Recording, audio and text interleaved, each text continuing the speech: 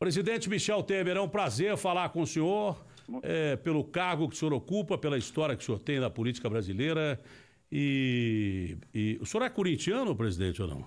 Você sabe que eu sou São Paulino, viu, da Terra?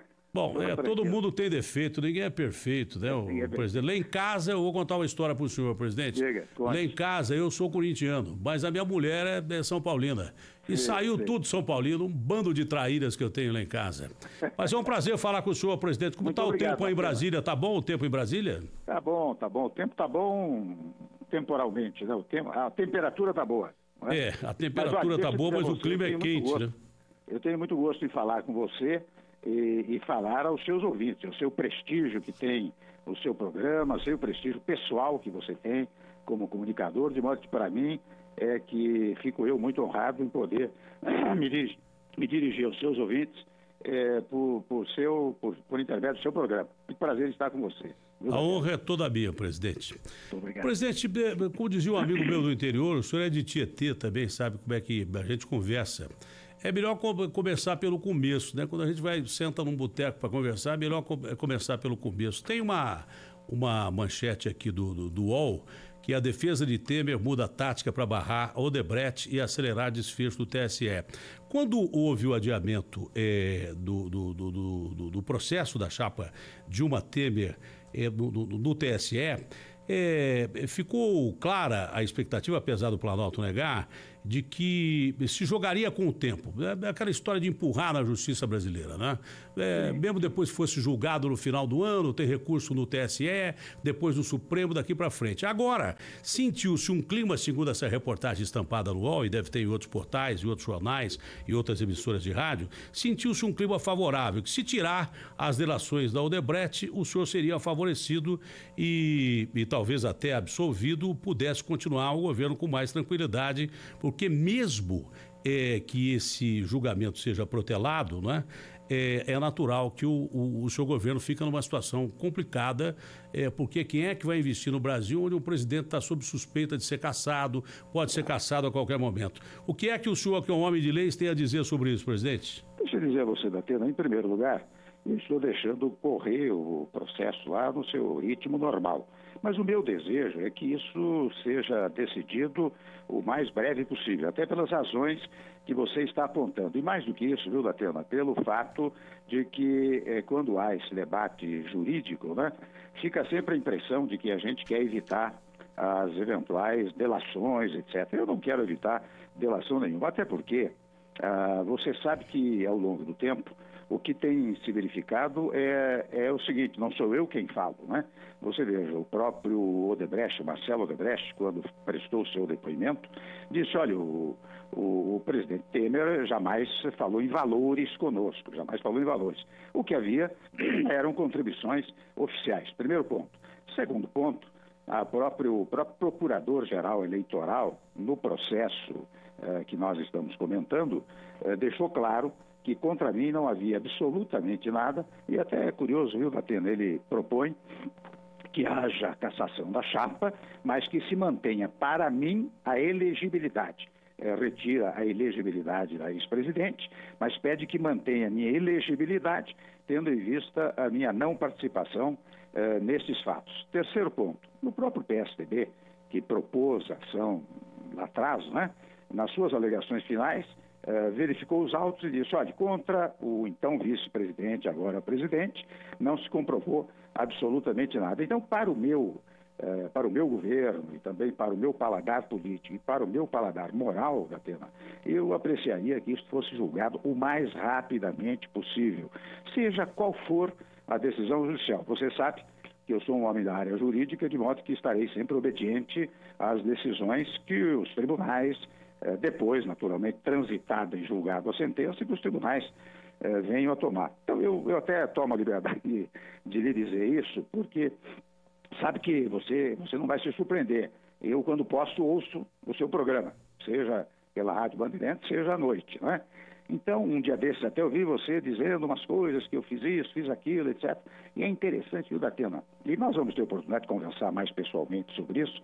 É interessante que os dados todos até hoje são reveladores de que eu não tive participação em nenhuma se me permite a expressão, nenhuma bandalheira, nada disso, né? Então, qual é o meu desejo? Desejo meu, desejo para a tranquilidade do governo. Nós que, graças a Deus, já fizemos muita coisa, né, nesses poucos meses de governo, é que isso se decida rapidamente, porque daí você tira, digamos assim, uma pauta negativa da sua frente, porque a todo momento diz, o Temer vai indo bem, a economia vai melhorar daqui a pouco, etc., mas tem o TSE, tem o Tribunal Superior Eleitoral. Então, para mim, veja que, concluindo agora, né, veja que para mim é importantíssimo que se julgue o mais rapidamente possível. Esse é o meu desejo, viu, Datena? Presidente, do meu ponto de vista específico, que eu já expressei, o senhor deve ter visto do Brasil Urgente e deve ter ouvido na rádio, porque foi o comentário que eu fiz, acho que foi no Primeira Hora de anteontem, né? Eu acho que o senhor e a Dilma estão juntos e misturados desde o começo, porque o que eu falei aqui, na hora de tirar a fotografia, botar faixa, tomar champanhe, erguer os braços, vocês estavam juntos ali, o PT, o PMDB, o senhor e a presidente Dilma.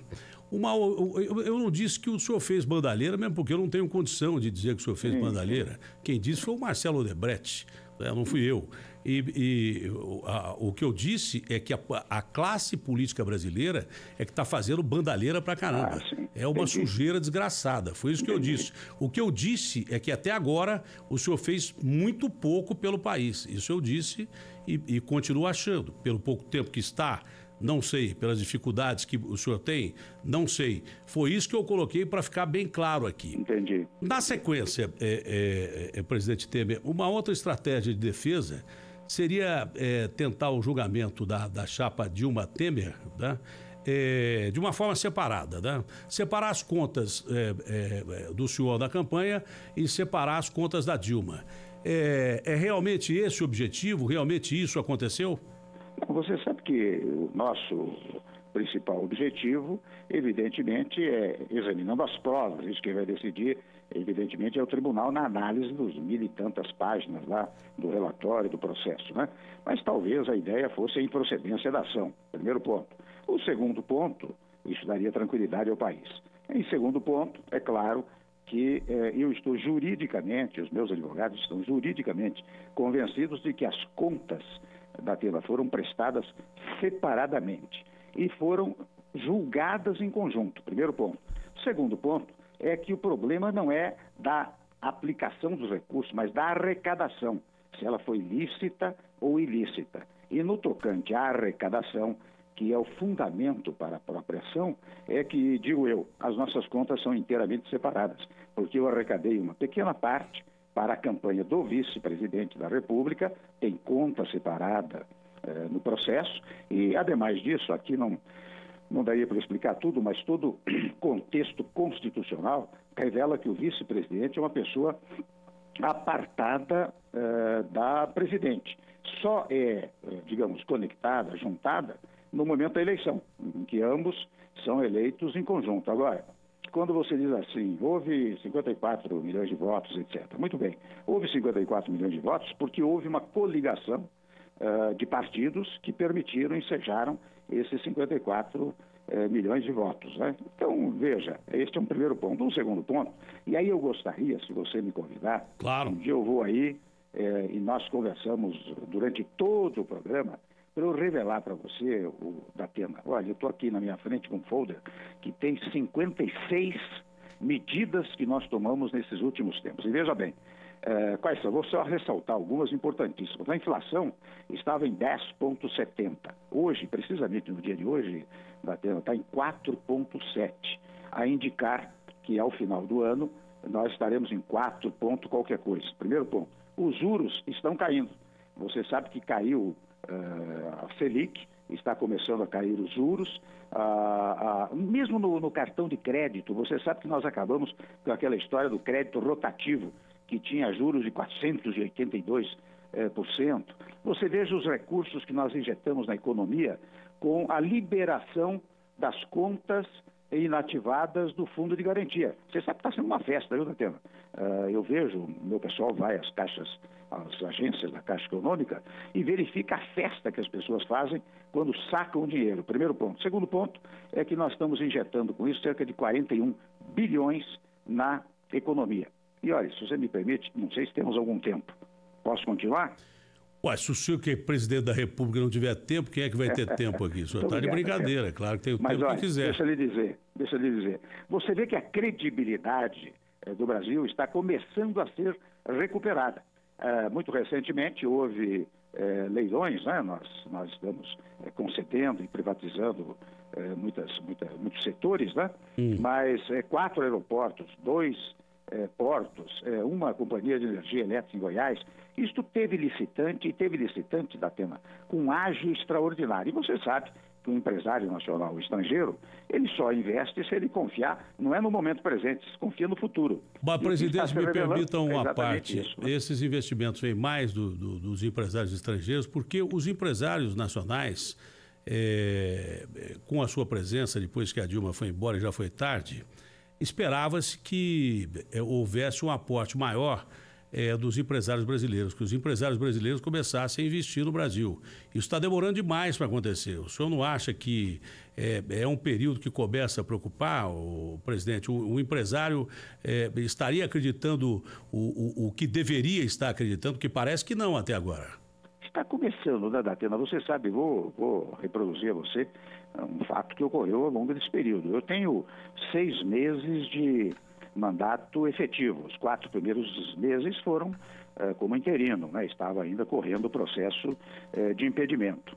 E nesses 6 meses, você verificou que agora, em fevereiro, por exemplo, aconteceu uma coisa que nós esperávamos que acontecesse só no segundo semestre, ou seja, quase 36 mil vagas abertas e preenchidas, portanto, recuperando minimamente ainda, mas recuperando o emprego.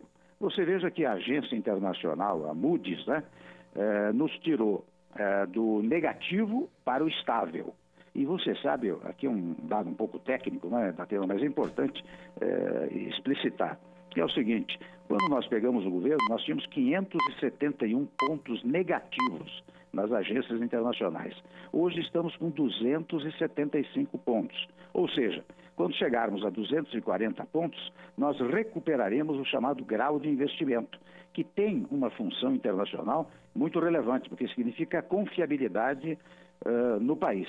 Então, veja que estou falando de pouco tempo, né, Datena? E eu poderia relacionar você, e vamos combinar até fazer isso num dia que eu vá ao seu programa, pessoalmente até, não é? Para que eu possa evidenciar, porque é importante que os seus ouvintes, que são muitos, né, possam se inteirar do que nós estamos fazendo. Bom, o senhor entende muito mais de economia do que eu, o senhor entende muito mais de política do que eu, o senhor entende muito mais de leis do que eu, até porque o senhor é presidente da República. Mas algumas coisas eu estou preocupado desse aspecto que o senhor disse aí. Primeiro, eu vou lembrar aqui São Francisco de Assis, que dizia: Senhor, dai-me forças para mudar o que pode ser mudado, resignação para aceitar o que não pode ser mudado e sabedoria para distinguir entre uma coisa e outra. O senhor vai ter que promover as reformas políticas, a reforma na presidência, a reforma trabalhista, e são medidas totalmente impopulares, não é?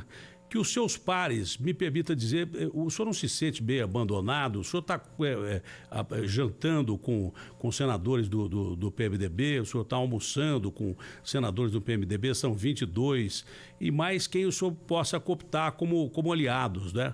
Primeiro que eu tenho preocupação com o seu estado físico, o senhor vai engordar um pouquinho.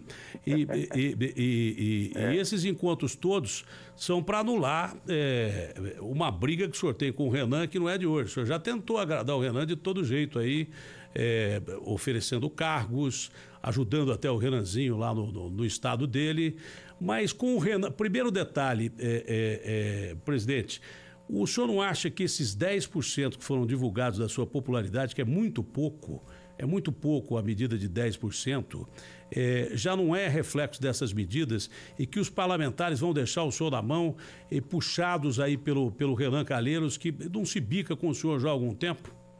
Você sabe de uma coisa, Datena? Eu não me sinto abandonado, não.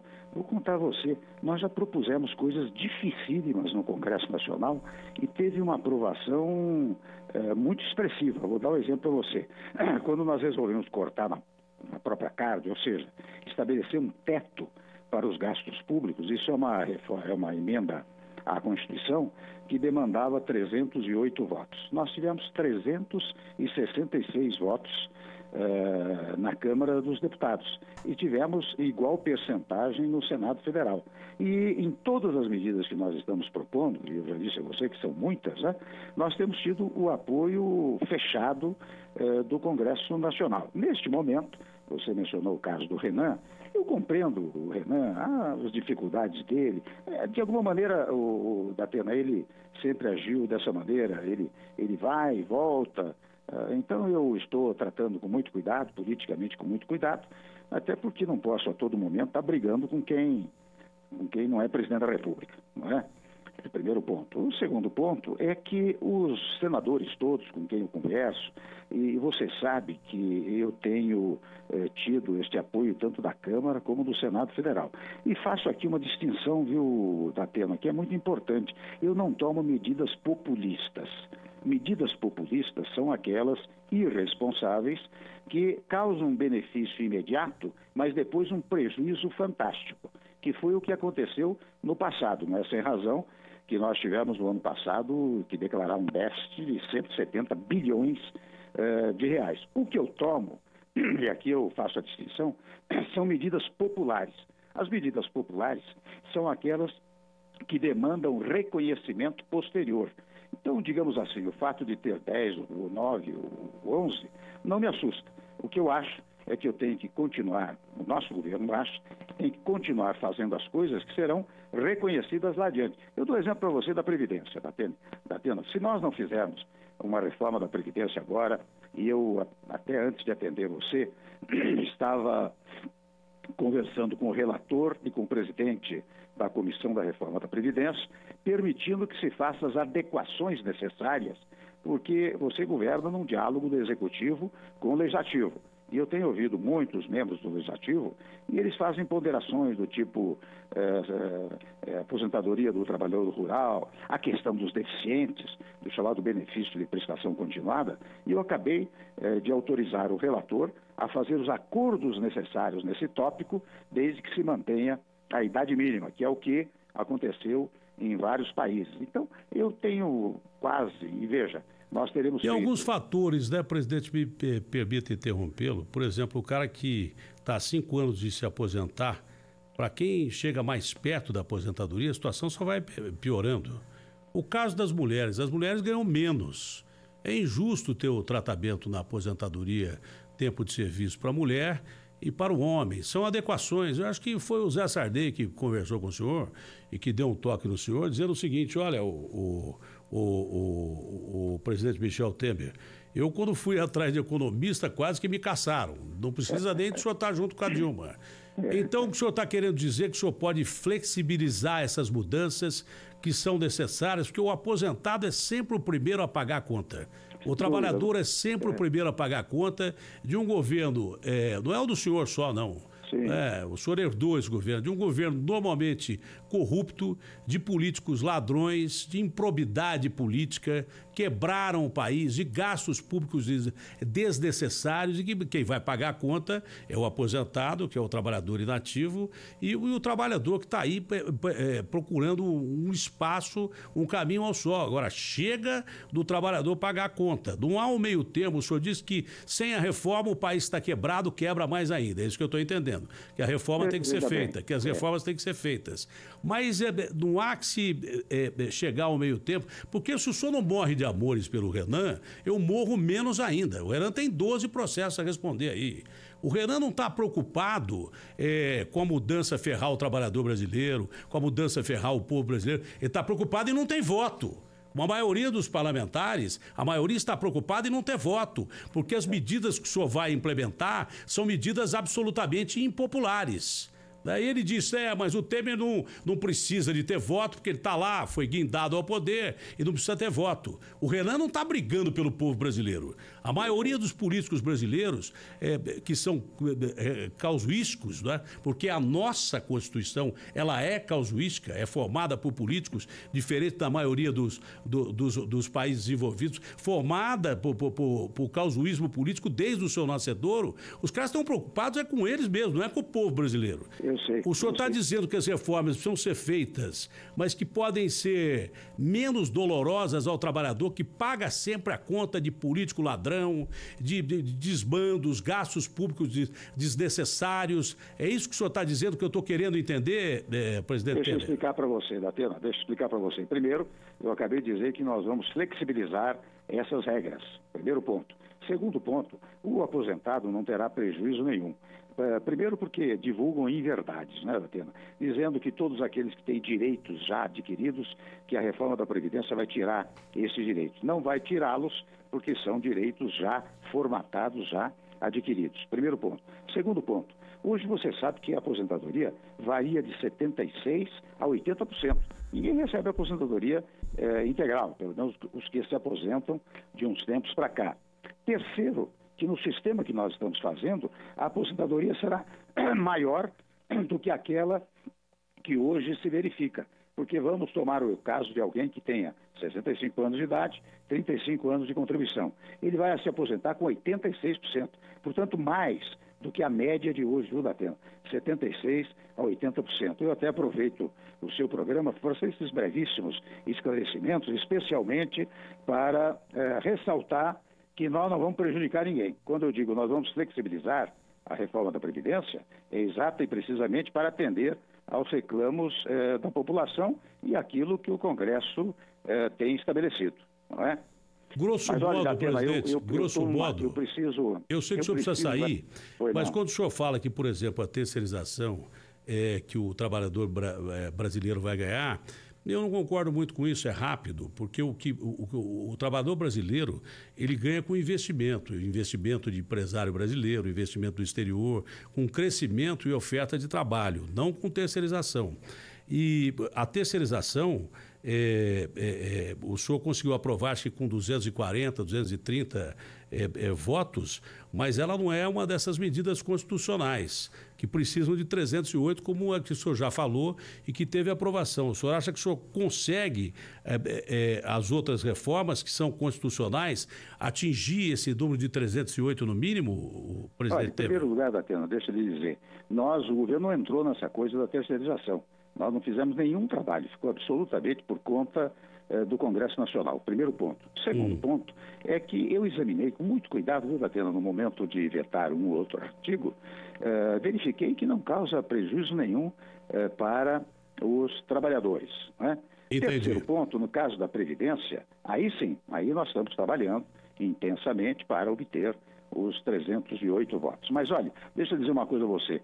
Se você me convidar, eu terei muito gosto de... Posso fazer uma última pergunta, que eu sei que o senhor tem que dar no pé. O senhor tem que atender o rei da Suécia, não é isso?